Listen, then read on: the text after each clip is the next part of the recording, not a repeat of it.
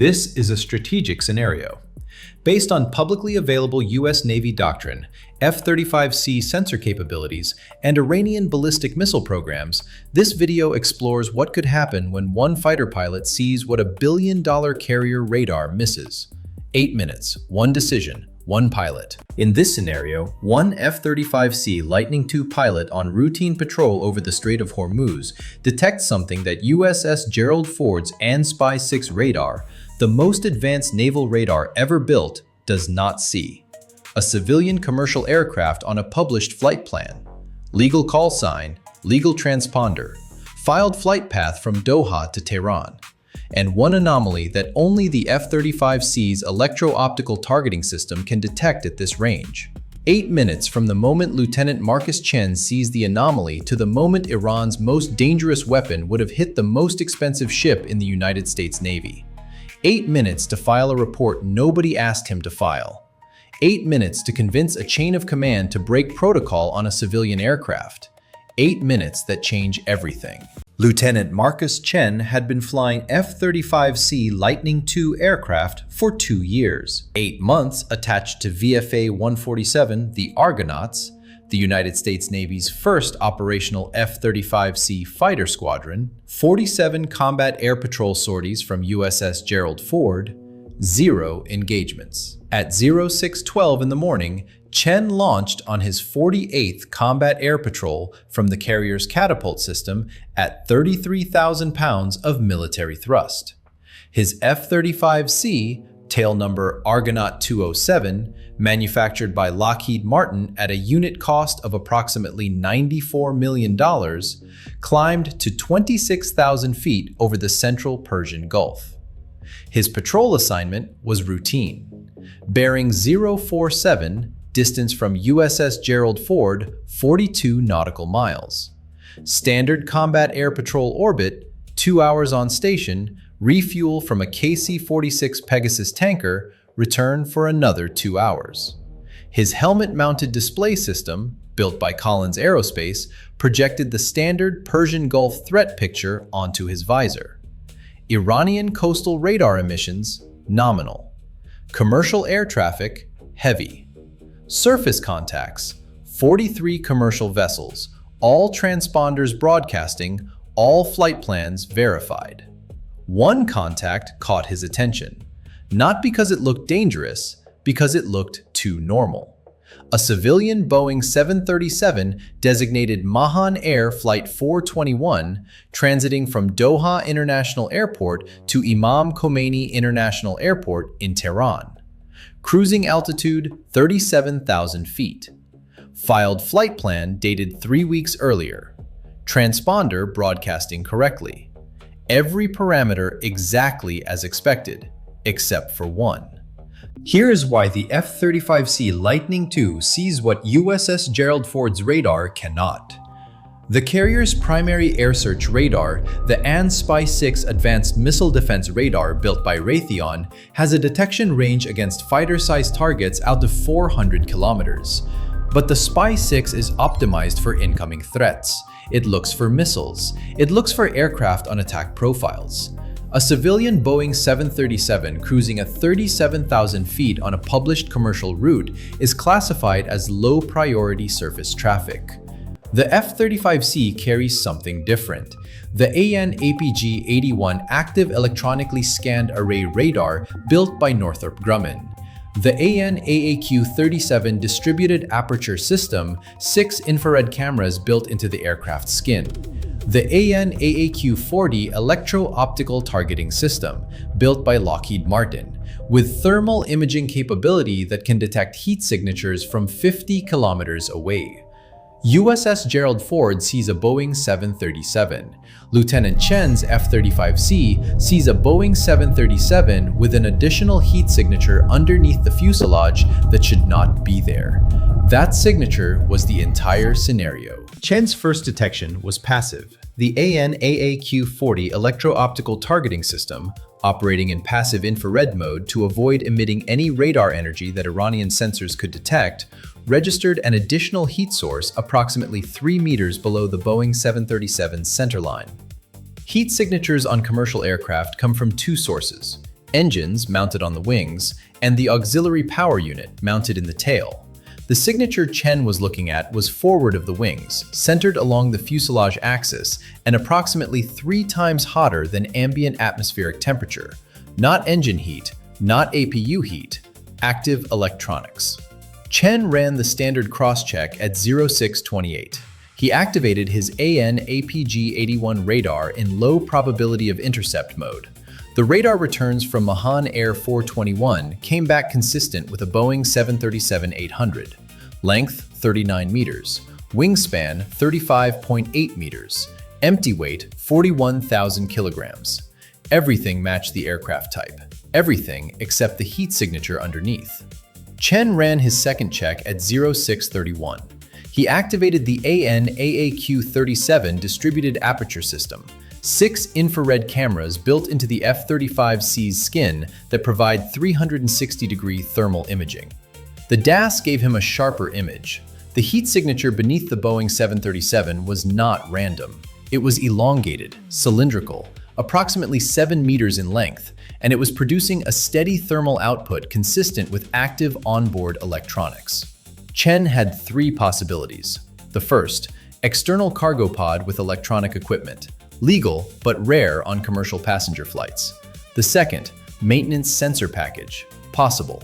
The third, a ballistic missile. At 0634, Chen transmitted his first report. The voice channel from Argonaut 207 to USS Gerald Ford's Combat Information Center carried his words to Lieutenant Commander Jennifer Walsh, the Air Defense Commander on watch.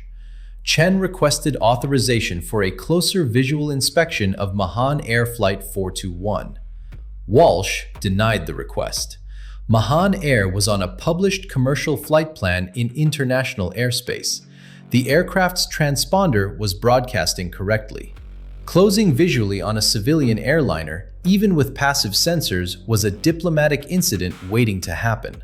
The 2020 shootdown of Ukraine International Airlines Flight 752 by Iranian Air Defense was a recent memory. The United States Navy did not approach civilian airliners. Chen filed his observation as a routine sensor anomaly report at 0637.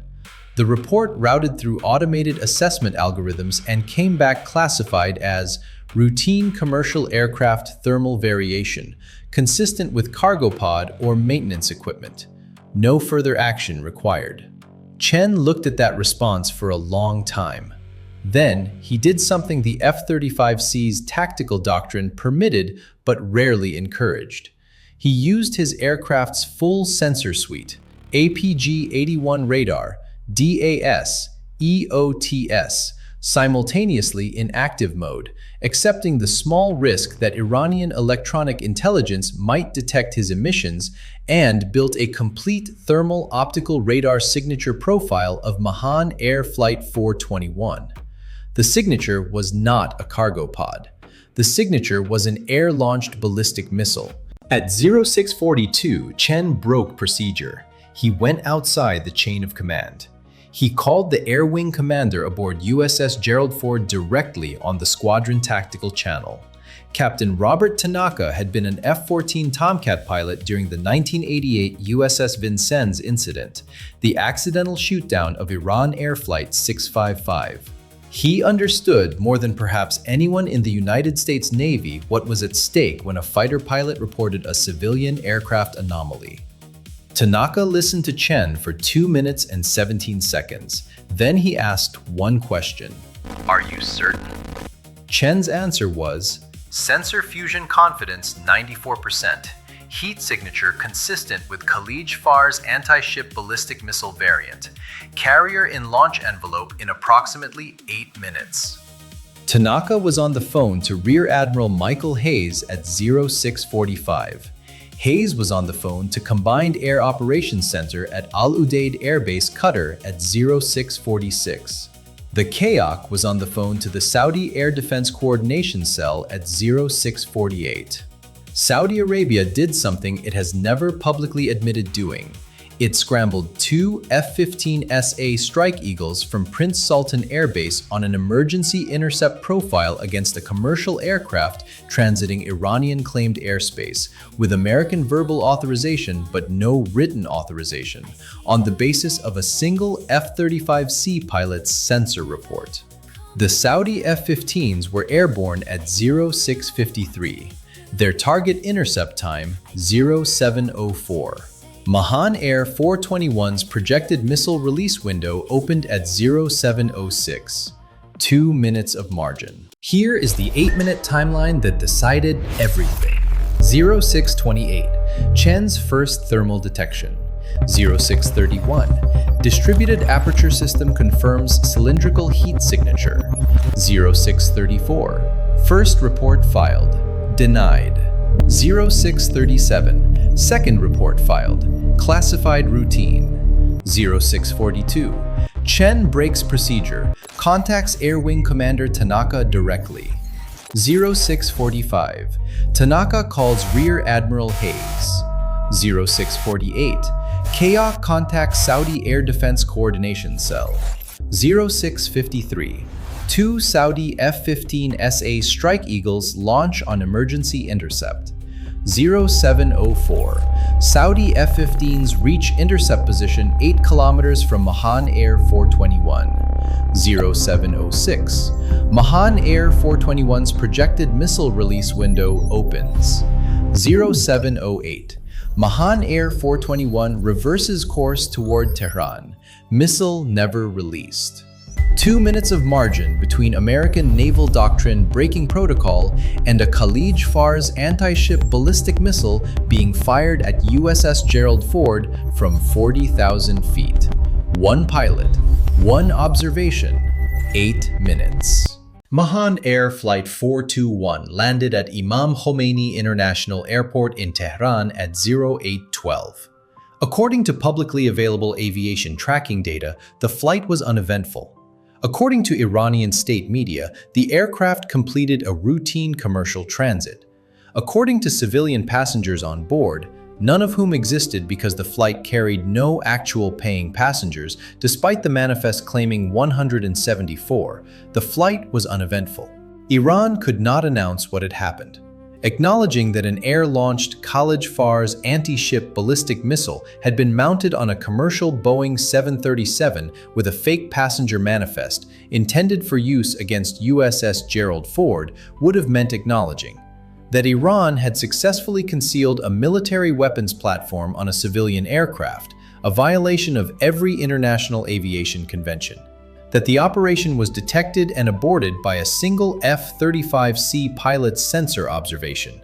That the Iranian intelligence services responsible for the operation had failed catastrophically, so Iran said nothing. Lieutenant Marcus Chen completed his combat air patrol and returned to USS Gerald Ford at 0914. He was debriefed for 6 hours. He received a quiet commendation that will not be declassified for at least 20 years. He flew his next combat air patrol 41 hours later. Argonaut 207, his F-35C, was inspected for any sensor damage and returned to flight status. In this scenario, the lesson is simple. The most advanced ship in the United States Navy can be saved or lost based on whether one pilot trusts what his sensors are telling him, and whether the chain of command above him trusts the pilot. 8 minutes. 2 minutes of margin. One pilot who refused to look away. That was the entire scenario.